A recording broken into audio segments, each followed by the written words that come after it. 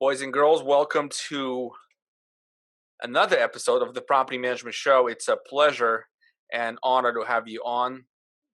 I'm Alex Osenenko. I'm your host, CEO of 4.5.com. Over the last 8 years, we've helped 500 plus property management companies grow their business by designing and executing their marketing strategy when it comes to acquiring more owners and growing their property management portfolio.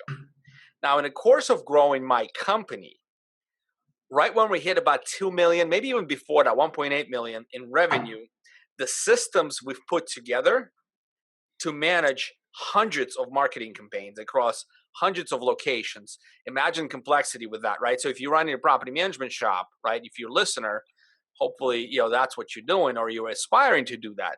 You know the complexity of property management being all these properties in different locations have different needs, different profiles. Well, with a marketing company that focuses on sort of small businesses, it's the same concept. Yes, all of my customers are property managers, but all in unique locations, some of them competing against, tougher competitors. Some areas are less competitive. There's so much data that we need to manage. And so what we found ourselves as we hit that Inc. 5000 fastest growing company mark, we also began to throw people at problems.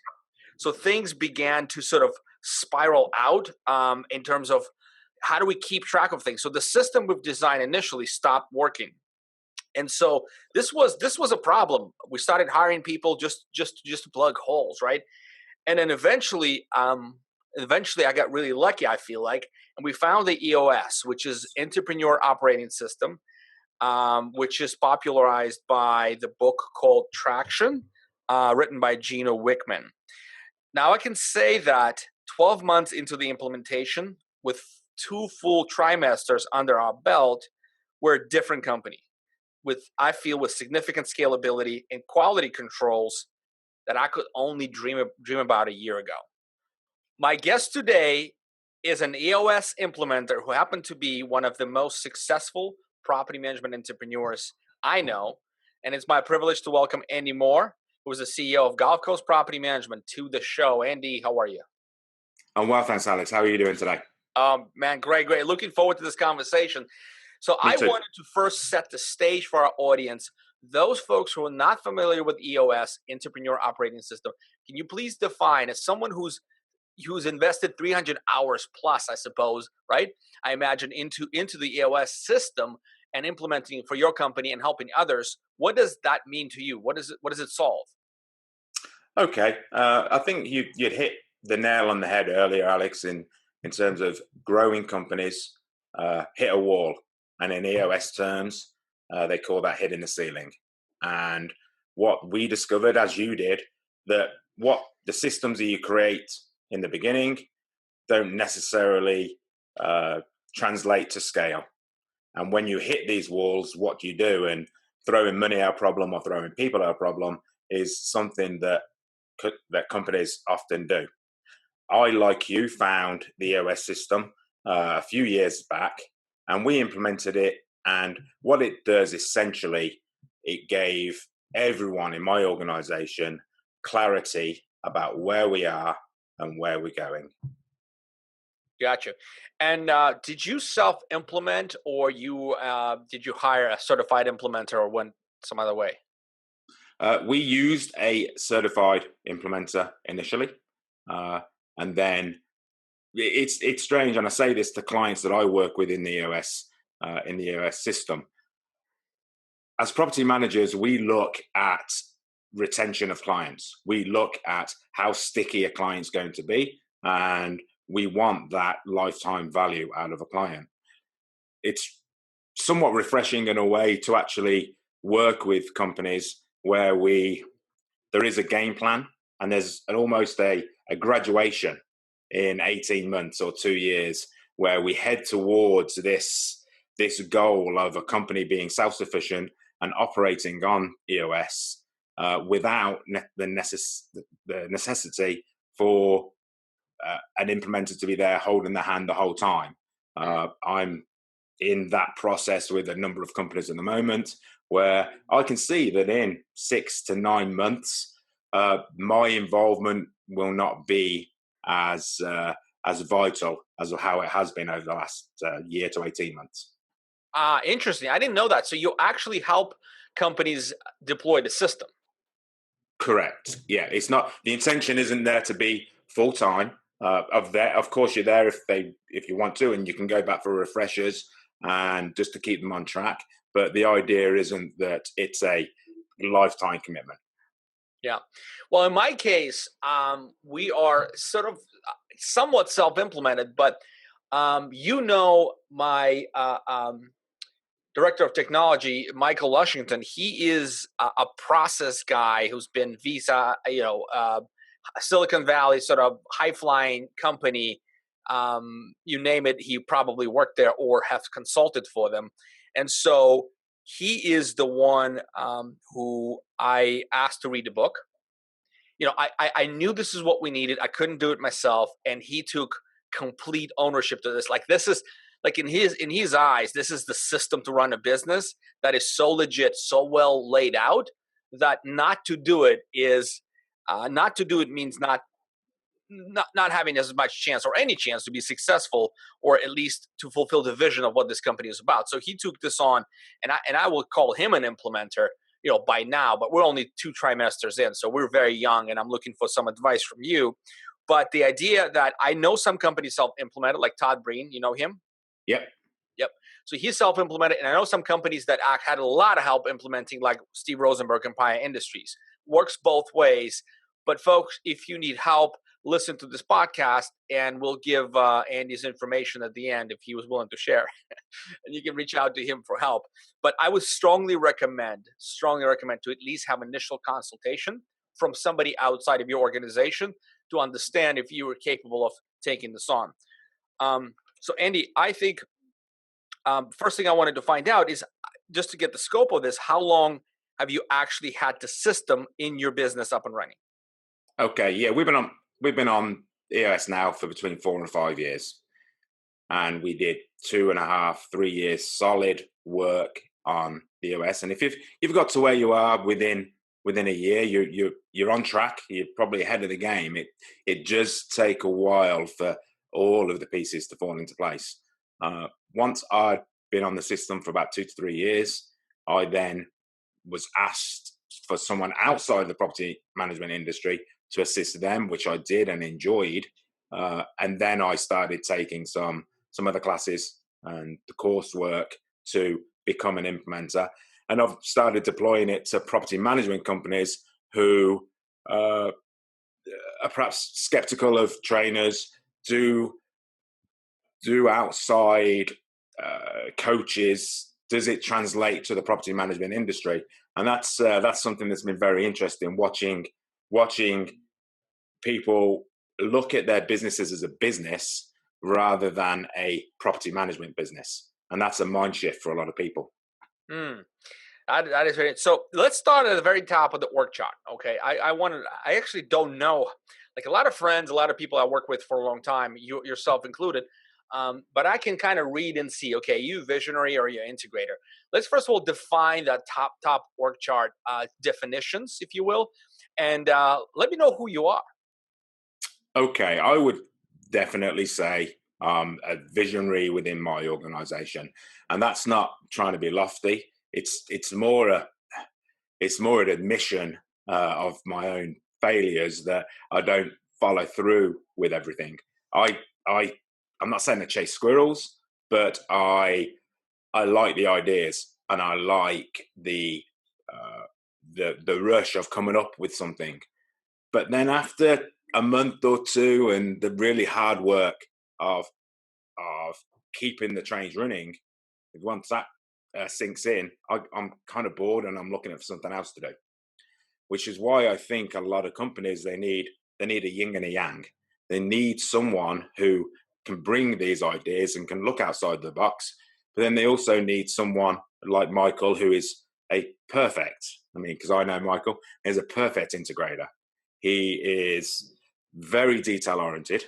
He's black and white in terms of what needs to be done and how it needs to be done. Process driven. You need someone like that who can take your idea, put it into place, and keep the trains running. And that's what I would say the difference between a visionary and an integrator are. And the integrator is got the harder job for sure. In our organization, my integrator, she's been with me now for over 10 years, Is that Jody? and that's Jody. Yeah. Yeah. And she integrates, she understands how I think, understands what I'm trying to get across, and then she's the one that uh, spreads that message throughout the organization. This is funny you say that. You're so humble, and I'm the same way. Like visionary, and this is the biggest challenge I have, and I need you to help me with this. And I'll introduce a little bit of complexity in this question a little bit later, because what I heard from Steve, who's about a year and a half into the system, and the miss they just had, the significant loss of opportunity they had in another organization because how they structured and what they do to correct. But I'm going to introduce my sort of own thing. So starting all the way at the top, right? Identifying that integrator is key. A lot of people don't have that, right? They don't have that employee, that person, that partner. Luckily, I did, and you did as well. Oh, by the way, let me ask you this. Let me preface this. Did you always know Jody is that person, or did you hire her in as an integrator? No, it was organic. She started with me just a couple of years after I'd started the business. She had the advantage of we were a small business, so she had the advantage of sitting in a lot of the seats. So she's got an understanding of the business from the ground up. But I akin, and this is my interpretation of a visionary. They are accounting types. Sitting down, looking at detail, it would drive me. It'd drive me insane, and I wouldn't do it. I wouldn't do a necessarily good job at it. I can build a template, but making sure that template's followed is and entering the data to support that template is not my skill set. But someone with an accounting background, someone with a process-minded workflow type personality, they're the perfect candidate really for the integrator role. Yeah, and when you said specifically like, hey, being visionary is the easy, well, not easy, but the easier job, and integrate has a more difficult job. I sort of like I sort of want to almost contest that in a way, and the reason being, and this is sort of behind me. I want to still speak in the mic, but behind me, I wrote out two things, the two um, distinct cycles of the business, if you will, build versus manage, right? And then the Yeah, build, there's market research, idea validation, forming early team, beta sales, developing sales process, iterate marketing plan, and so on. And on the right side, this is when you operate the business. It's optimize product delivery, drive margins, HR strategy, finance strategy, product management. And what I did, I just wrote this all out and I put check marks where my core competency is, or what I want to do, what yeah, I want to do every day. And I would pay to go to work to do these things. sure. And most of them actually end up in prototyping / build stage, not in the manage / operate stage. But when I put Michael in a room and I show him this, he will freak out. Like market research, idea validation, yeah, he can probably put a process around it. But what happens is you can't, like, as you know, like ideas latch onto other ideas as you're having a beer, and with your family, all of a sudden something strikes you. You have to connect it, write it down, and then you have to Yeah, put it up. Like we as visionaries don't have systems for creating, yet we're responsible for overall vision and direction of an organization. yeah, yeah. No, and I agree with that. I concur. So big ideas as visionary, and in terms of their role, big ideas, uh, lead, manage, and accountability. We're responsible for driving culture. We're responsible for the direction of the company. We're responsible for setting targets and ultimately meeting those targets. Visionaries are typically the owners of a business. The So sitting down and coming up with the idea and uh, doing the research and creating plans and having inspiration, absolutely, that's a visionary responsibility. the difficulty for someone like me, and you might be a rare breed, you might be someone with with a crossover with visionary and integrator capabilities. The difficulty for someone like me would be to actually stay on track and make sure that that scorecard is submitted every single week, that you hold people accountable to some, because I would be out thinking about ideas when people should be reporting to me, and I should be holding them accountable, and I can't. I need an integrator to help me support that. And there's a great book that is part of the EOS system called Rocket Fuel, and that is a fable type story about an integrator and a visionary, and they're the dynamic between the two of them. And for anyone who's got or is working on EOS or looking at working on EOS, that is one of the books I would recommend, because it really does show the distinct differences between the two personalities. That's awesome. I haven't read that, and that's my homework. I love to get those kind of tips.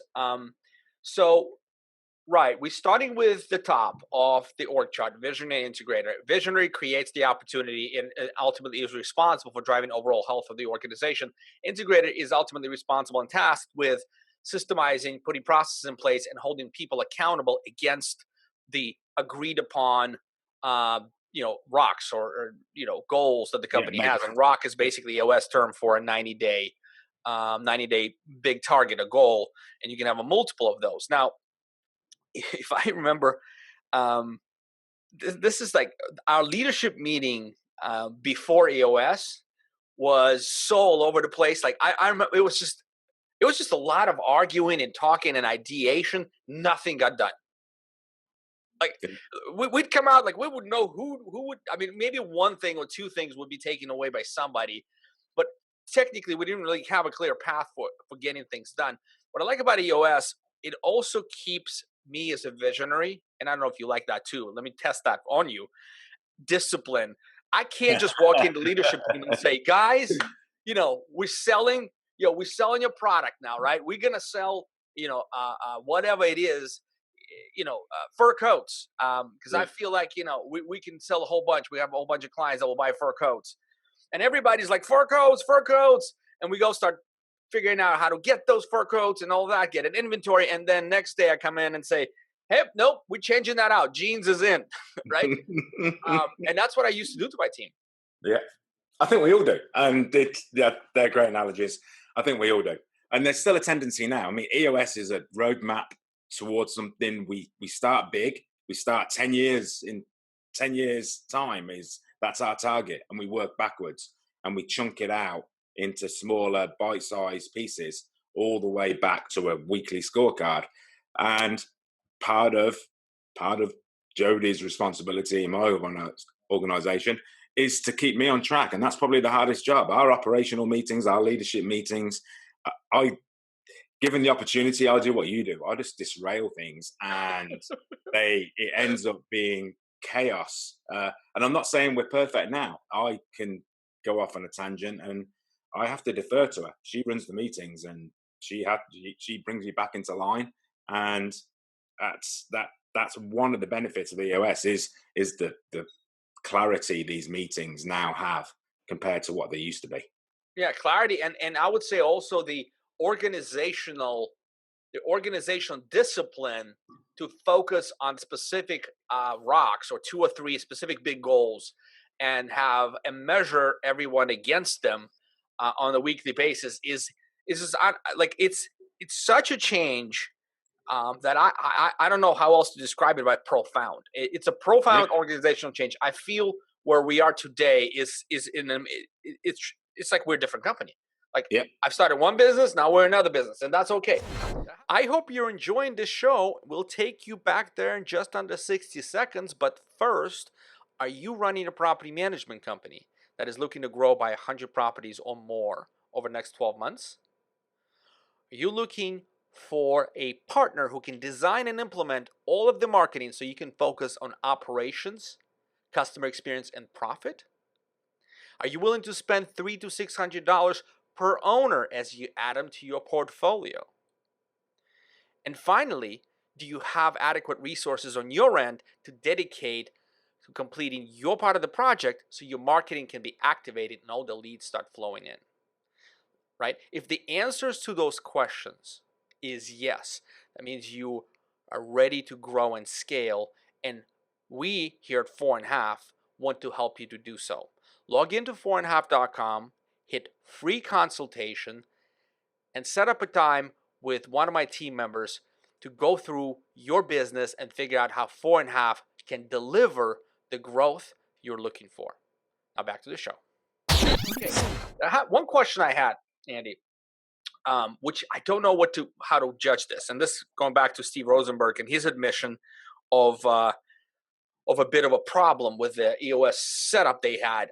Steve was visionary, sitting on top of Pete, who is integrator for Empire Industries, and their challenge is they've signed 400 properties in a year, so it's not by any means failure, but they have failed to meet their objectives quite significantly, enough to where Steve is regretting the fact that sales and marketing has not been reporting to him because that's his skill set. Basically, what happened, the integrator nickel and dime the hell out of marketing and sales, right? If it wasn't measurable, it's not being done. The example he gave is like, hey, we're doing a marketing event, owner education event. We get 50 butts in the seats. A lot of them are current customers that can buy more properties. Some of them potential customers. A lot of these other relationships. And if Pete couldn't measure the immediate return on investment for running this event, that event would not happen. And so now Steve is stepping back in as a VP of sales and marketing for the organization to sort of reposition. What is your attitude towards that? And the sales and marketing report to you or still to Jody? Sales and marketing reports to me in our current organization, and Jody sits more in an operational standpoint as the integrator. She is the director of operations. I currently sit in would be the director of sales and marketing because we just haven't got the budget or the size, or it doesn't warrant having someone else in that position. Now, in terms of which I think is just a natural fit anyway. I think most companies would defer to that. But going back to Steve and Pete, if it really is getting people's buy-in from the very start. If you build an accountability chart, you ignore names. That's number one. That's rule number one. You're not managing personalities. You're not putting names in the accountability chart. You are building a company structure with roles and functions. So that's number one. Then once you decide who's going to sit in, you build out the roles and the functions and what the accountabilities are for that particular role. If Pete goes to sitting there, he's owning that position, and he's agreeing to the goals and aspirations and targets that have been set by the company. And by checking weekly where they are in terms of whatever their measurables are, whether it be properties onboarded, whether it be a revenue measurable, however they do that, someone should be holding him accountable to it. And a change should have been made if it is so spectacularly wrong. But it sounds like they've realized it, and they've made the adjustments, and now they're going to revert back to a system that works better for them. Yeah. I think that Steve got disconnected, and Steve's is a pilot, obviously, and he's got a lot of talks. He's doing podcasts, and him and I are co-hosting a podcast. He's out there. He promotes this company through his own ways, which is very significant. I bet a lot of bread they're earning is based on is the direct result of probably 15% of what he does. The other 85% is to get the 15%, because you really don't know what content piece is going to hit, but you just got to keep doing it, and something will propagate and put you in the first position. But long story short, I think you're absolutely right. So they fixed it. However, when we did, they recognized it, fixed it, moving on. When we did it, I got sales and marketing taken out from me, and to me, this was devastating. Like I was really upset. I didn't want to derail the system and all that. I didn't want to be a complete jerk, but I slowly sort of am getting back to control. I got the sales now reporting to me, and I'm believe it or not, I don't think they listen to my podcast. Maybe they do, but I'm getting marketing next. That's what I'm doing, man. I feel that's my core competence. I don't want to be in the clouds somewhere thinking of all these great ideas all the time. I feel that one foot needs to be firmly planted in the ground. I think if I step away, this company would do well and we do 10% growth, maybe 5% growth year over year, and that'll be good. But I have no aspiration to do that right now. I want to, I feel the opportunity. I want a 40, 50% growth. Yeah. I feel like I can't be out.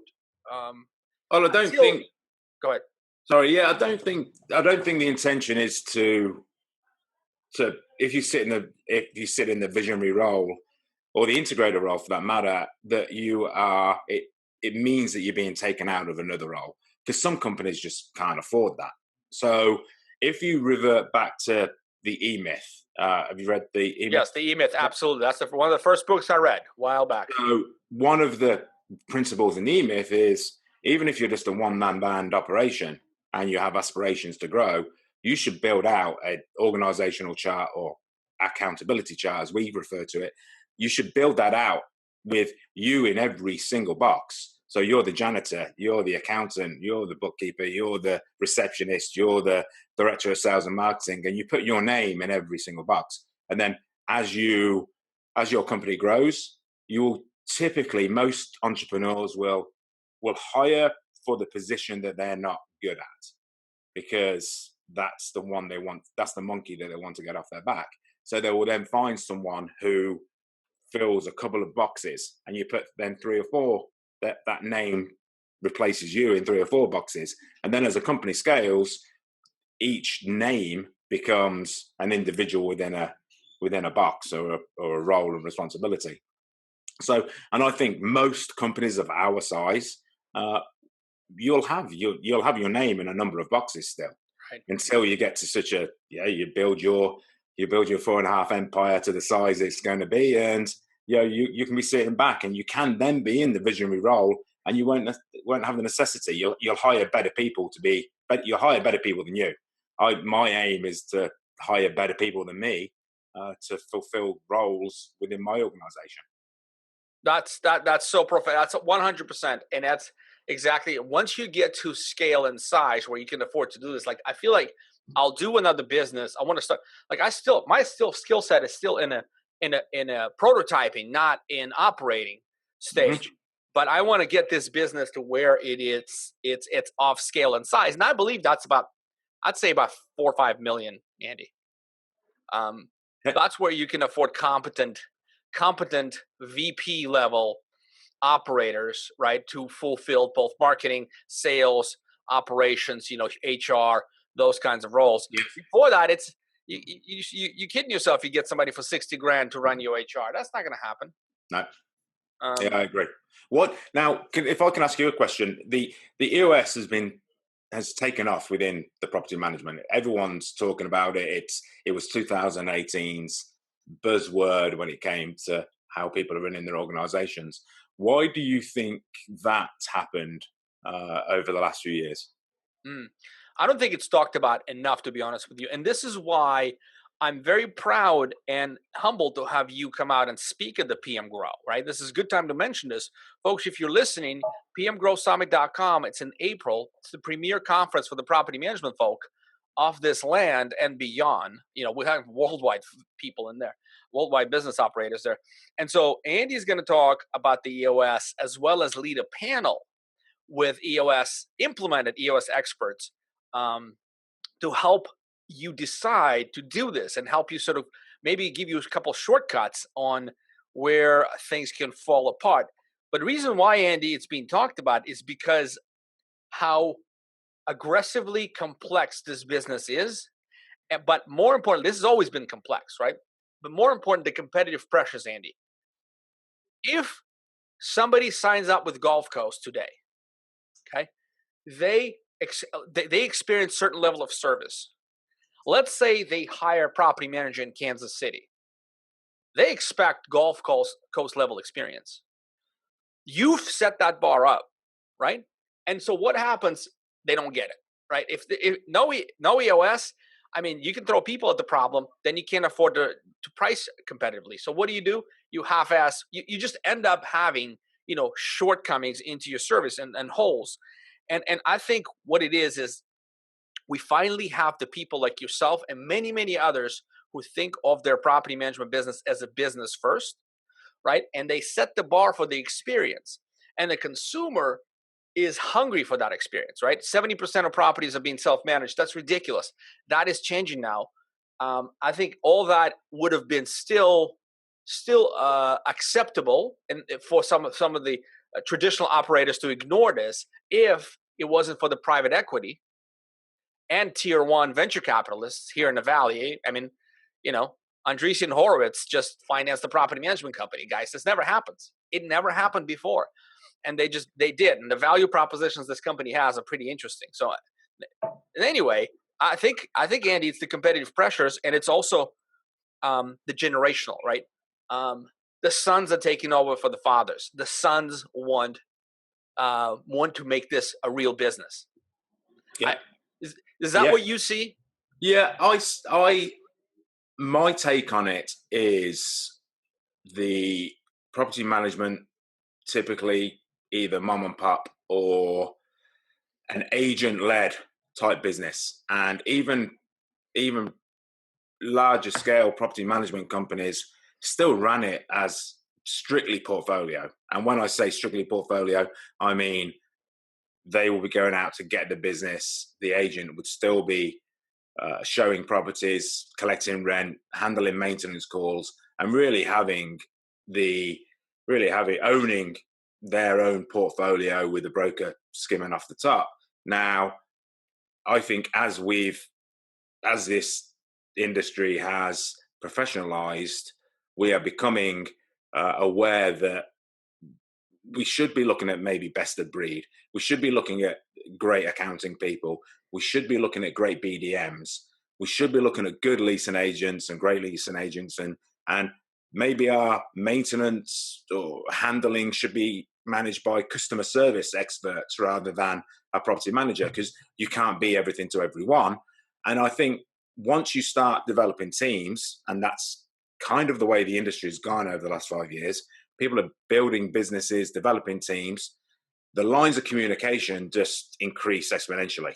And where information used to be in one agent's head and they could juggle and wear lots of different hats and manage the information that was required to manage that portfolio because they were doing everything.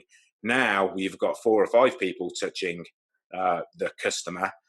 We need better lines of communication. We need systems. We need clarity in where the business is, what the customer's expectations are. And we all need to be aligned on that. We can't have one person saying one thing and another saying another.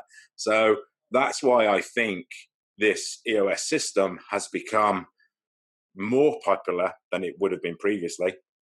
And then there's all the other benefits, like tracking numbers and holding people accountable, seeing where you are on a week, month-to-month basis, revenue-wise.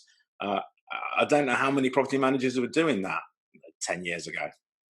Yeah, no, I'm with you. However, the need, the need and desire to organize, I think, is really spurred on by the competition and consumer expectation. I mean, look, also opportunity size, Andy.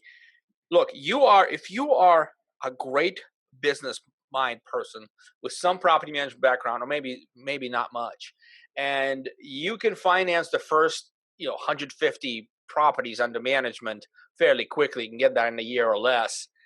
I mean, you can exit in 5 to 7 years with $5 million in your pocket. Mm-hmm. Like that is not and the valuations of property management companies are not going down as you maximize revenue per customer by serving their multiple needs. Like you do vacations, like you do maintenance, you do real estate sales, right? You service the client. You need to expand the value added services and maximize your revenue per client. Then when you go to sell the business, your valuations are tremendously high, right? And so you sitting on that $5-10 million, you don't have to exit. You're making 10, 15, 20% bottom line, 30% bottom line, but you can if you wanted to. I think the opportunity is also so vivid, so clear, so good in this industry now that it pushes business people into the industry, and the business people like yourself build systems around you know uh, uh, growth and management of the company. Yep. Yeah. No, 100%, 100% agree. And it's, if you are looking at valuations, I think having a organization where people are on, they're sitting on the right seat on the bus. They are experts in what they do. I think someone coming in and just evaluating your business is going to see a whole different level of stability when someone could be removed or someone could leave the organization and be replaced because the systems are there, the handbook is there, you're replacing a person with another person, but the skill set still remains. Whereas reverting back to the portfolio, when someone leaves with all that knowledge, Oh, it yeah. makes a company so unstable. So if people do have an eye on the future and an exit strategy, building systems and in like the EOS is going to heighten the value of their business, no doubt. Hmm. Well, this is a good place to, I think, let the folks know that, hey, if you want to know more, come and join the PM Growth Summit. Listen to Andy speak. Meet him personally. He's very gracious with his time. And Andy, if folks want to find you and ask you questions about the EOS, how would they go about it? I have so my website that put together by 4.5, thank you very much, Uh, is choosegulfcoast.com. But then I've also started a consultancy based on EOS, and that's called 6 Key Coaching. And there's a website, and people can go there, have a look at the EOS system, and book an appointment. We can have a chat and see if EOS is right for their organization. so all spelled out, 6 Key Coaching. I went both ways. So Got it. I've got numerical and I've got it spout out. Cool. Well, I didn't know that. There's just some synergies. You and I will talk. I'd like to schedule a call offline. You and I talk about some synergies because we're bringing partners to help our customers, grow. Because if you can't scale your company, first thing you do is dial down your marketing. That's not helping me, right? I want to be dialed up, not dialed down. Especially if we're producing results. This is what hurts me the most when people either dial down the campaigns or put it on pause completely due to the fact that they can't handle the business. I respect that. I Yeah, respect that 100%. But look, that spigot, it's not that simple. You can't turn it on and off. nothing enough. Not Yeah, marketing. You're going to spend another 8 months catching up. yeah. So the more I can do to help my customers get scalable, the better it is for everyone. So definitely check Andy out. Go to the PM Growth Summit. Andy, I really appreciate your time. Any parting words of wisdom? No, well, there's there's lots of systems out there. There are other systems. Find something, guys. If you're running a real business, don't devalue yourself. Find something that's going to give you an organizational structure. EOS worked for me. It works for other people, but there are other things too. Just put something in place that is going to give you, as a business owner, uh, peace of mind when you go to sleep at night. There you have it. Andy Moore. Thank you very much for your time. Till next time. Thanks, Alex.